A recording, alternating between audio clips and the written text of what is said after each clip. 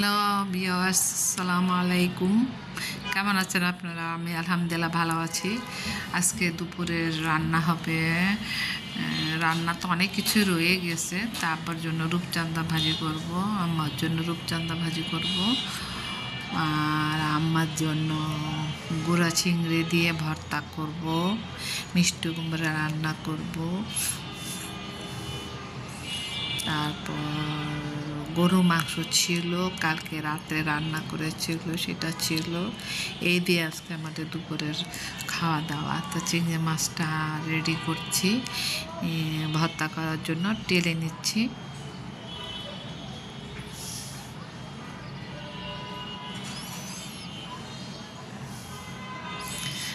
রসুন, পেঁয়াজ আর শুকনো কাঁচামরিচ টেলে নিচ্ছি, এগুলো দিয়ে একবারে বেটে দেব।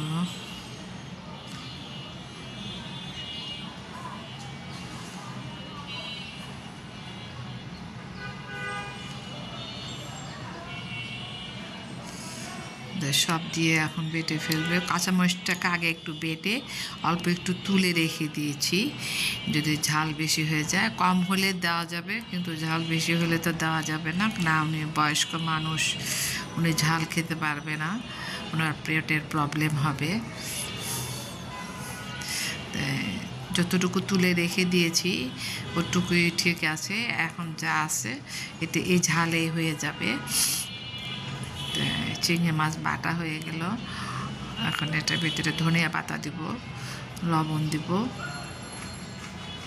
একটু মিক্স করে বাটবো।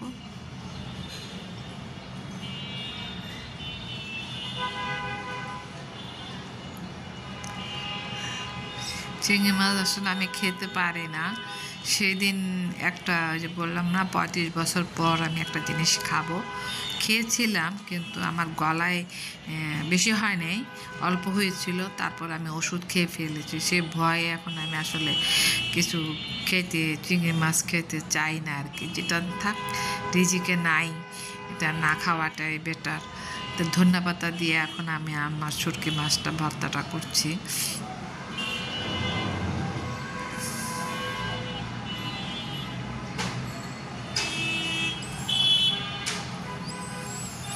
এত মজা করে ভর্তাটা করলাম, এত সুন্দর করে, এত যত্ন করে করলাম। আম্মা একটু খানি খেয়েছে। আর এই যে রূপচাঁদাগুলো ম্যারিনেট করে রেখেছি, লেবু রস দিয়ে, আদা রসুন দিয়ে, হলুদ মরিচ দিয়ে ম্যারিনেট করে রেখেছি। 30-35 মিনিট এখন ভাজি করব।